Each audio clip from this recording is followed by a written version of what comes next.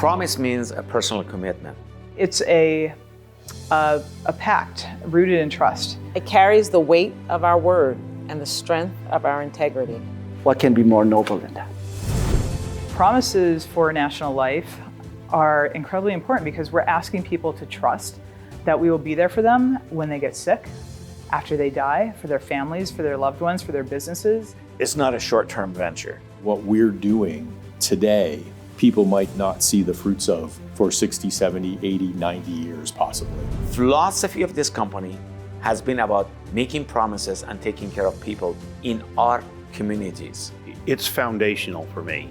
It is woven into everything that we say and we do. Founders of National Life Group had a vision that was so ahead of their time. Since 1848, our promise has been everything to this company.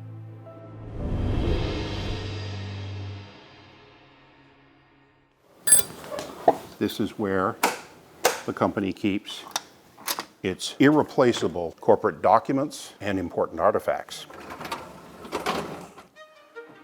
This is an original of the Charter for National Life. This is our birth certificate. The company was founded by a guy named Benjamin Balch, and he wanted to create a national insurance company. Life insurance was pretty well established in places like Hartford, Connecticut, and Boston and New York. But that's it. They didn't really sell their products outside of their geographic area. The bulk of the American population did not live in cities. They were spread out across the country. So Balch decided that's going to be his marketplace. Balch came to Montpelier because it was a very small capital surrounded by everyday, hardworking people. He gathered together a group of generally unassailable people in town, and they ultimately petitioned the Vermont legislature, and with Benjamin Balch's leadership, received the charter in November of 1848. They decided to wait until they had 1,000 or more applications before they would write any policy, because they knew if you default on your first obligation, you're dead. You're done. The problem being in this early stages, these farmers never heard of life insurance. They don't even know what it is. Therefore, they went out to all these rural farmsteads, convinced these people that life insurance has value, convinced them that they should apply for life insurance, and we would deliver on the promise. By 1850, it was a company that was up and running. And at that point in time, Benjamin Balch moved on to something else. Dr. Julius Dewey became the second president of National Life, January 15th, 1850, and immediately sets the tone that this company will always operate by forever after. And he was very committed to safety and security financially of the company, because he knew without that, there was no company. The first death claim was an absolute shock to this company. They never anticipated getting a claim for $1,000 within the first 6 months of the company's existence. Roland Allen was a farmer, lived up near Burlington. He died on a ship in San Diego Harbor, possibly having contracted malaria on his way to the gold rush. When Roland Allen bought his policies, he never looked at the fine print, apparently, because it said if you die outside the United States, there is no coverage. And in 1850, when he died, California was not yet a state. It was not part of America.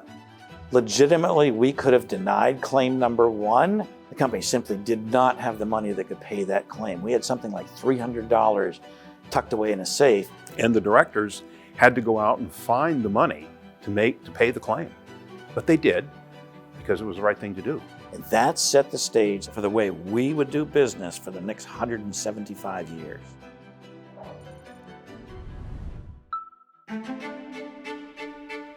In the 1870s, the Civil War was over. National Life was regarded as one of the strongest, most secure life insurance companies. And it became a target for corporate raiders. And they came to Julius Dewey and asked him to name the price at which he and the rest of the directors would sell National Life to them. Dewey and his board declined to offer a price.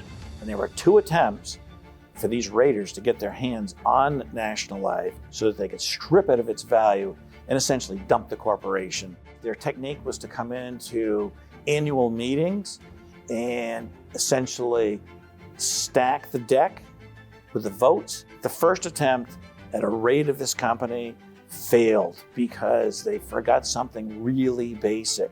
They put the wrong dates on the legal documents, and they simply were not legally acceptable. And in order to be sure that it wouldn't work the second time, the board of a mutual life insurance company sold stock that its bylaws allowed it to do, and they bought up enough shares of stock so that they had more controlling votes. They became the owners of National Life. And legally, when the threat of the corporate raid went away, the board of directors sold their stock back to the company at no profit to themselves. They told us through their actions how to think today about sticking to your guns when it comes to doing what you say you will do. And they said, we are a mutual company who are looking for your interest only, and we will make decisions that are in your best interest. That's why it was an important launching pad for the next several decades. The first 4 decades of the 20th century for National Life, we were looking at death claims from World War I, we were looking at Spanish influenza epidemic, we were looking at the Great Depression, we were looking at World War II. What National Life offered was something people prioritized, was something people truly needed. While it was a difficult time for the country, it turned out to be a prosperous time for National Life. It was modest growth, but it was prosperity. This company, because of its core principles, its conservative investments, continued to expand and grow and do the right thing. For example, during World War I and World War II, we decided not to enforce the war clause provision in our policies. The Navy was going to put me in flight training. I was just going to get married. I wanted to buy a life insurance policy. I couldn't find anybody who would insure me.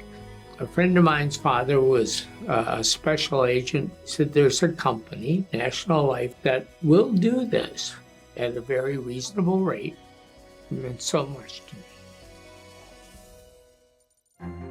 Well, the period of time right after the Second World War was a period of time, of course, of significant economic growth in the United States. As new families were being formed, as people had new jobs, they had needs that National Life could fill. In 1950, Dean Davis became president of National Life. He really saw the need to really grow this company. So we expanded our general agency system into a much larger network. Where Davis perhaps made his greatest contribution was making the company more efficient, that the cost of producing each new policy was a point of focus for him and his leadership team, and therefore the company became more and more profitable. We were growing so rapidly, we outgrew Home Office number 6 that had in 1921 been intended to be our home office forever. And the company looked at so many different things, moving to different cities. They even looked at moving to the Midwest. The key thing that it seems to me drove the decision was the quality of the workforce here in the greater Montpelier, central Vermont area. National Life understood, the board understood, that the people are what make the company run. In 1957, construction began at this site to create Home Office number 7. And that was a monumental task. There was no building like that in the state of Vermont when this was built. It attracted people just to come look at it during construction and after it had been finished. The company moved into this building in 1960. And the post-World War II growth spurt started to slow down as the next couple of decades unfolded. So when I was hired at the company, sales were going well, but shortly thereafter, in the early 90s, our sales started to go flat. National Life, almost since its founding, had worked through what's known as a general agency system. To open up a general agency takes a lot of time and money. We decided that we needed to look at how we could expand our distribution, and it needed to be something radical. The independent marketplace is something that we didn't have much experience in. And when we started looking at LSW, Life Insurance of the Southwest, They had tremendous expertise. I think one of the best decisions that this company has ever made was the acquisition of Life Insurance Company of the Southwest. They were a very strong financial company, very conservatively invested, superb product designs, and they really had the same philosophy as National Life: do the right thing. We knew that if we wanted to be an independent distribution and we wanted to be a long-standing player, that we needed to do business differently. Recruiting was critical. We were looking for MGAs who really appreciated what the company brought to the table for them. What we looked at was, how could we actually treat service as a product? How could we be better than anybody else at doing what we do? And so if we could pay people faster, if we could get their business issued faster, if we could shrink that time from submission to commission lower than anybody else, that in the independent space, we would attract a lot of people. Our market was Middle America. At that point in time, it was the most underserved market in the industry. And so we knew if we were going to make a splash in independent distribution that we had to come at it with a different marketing tact. In 1937, the company published an ad highlighting living benefits, insurance you didn't have to die to use. And that was the idea we would perfect to launch us forward. Accelerated benefit riders had been around previously in the industry. With living benefits, we expanded that concept to include critical illness and chronic illness riders. We made a deliberate decision to take care of our clients and say, we're going to add that to every policy we offer from this point forward. It launched on October 5th, 1998. It's rare in business that you get to see something created and grow the way that we have seen independent distribution and living benefits grow. It's really transformed the industry. But to be perfectly honest, one of the missing pieces was a lot of the people in the home office. When Mehran came on board and had been here for a little while and started to focus on the special sauce in the company, the culture of the company, when that alignment happened, that's when we truly took off. I joined National Life as an executive consultant. I fell in love with my client and I wanted to be part of them.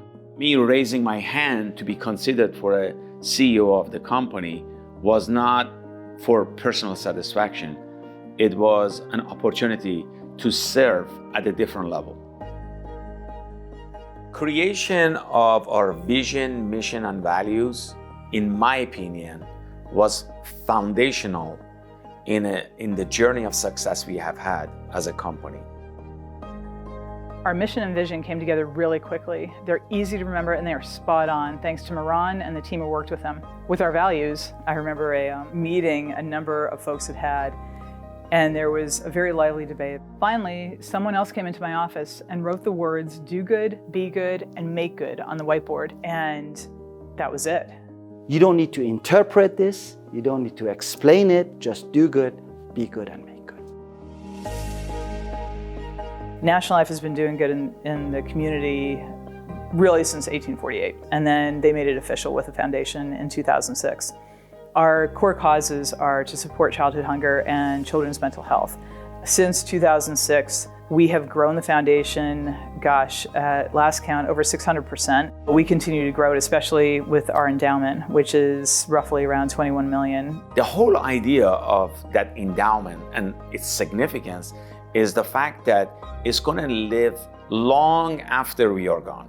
Our values are sprinkled all around the country through our distribution partners, through our clients, through all the work that we do.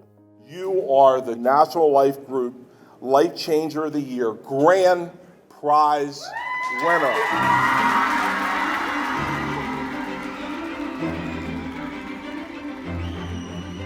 Life Changer of the Year is an educator recognition program that was born in 2011. Each year we recognize a number of educators, spotlight their hard work, create community energy around that. Reverend Davis, I want to announce today that you've made it to the top 5. It gives a way to help be that positive light and to help bring that to schools and communities. Roughly a decade after introducing Life Changer of the Year, National Life has unveiled its First Responders recognition program, Do Good Heroes. These are our firefighters, our police. So they've made a promise to serve their communities. Promise and serve, two things that are incredibly important to us at National Life.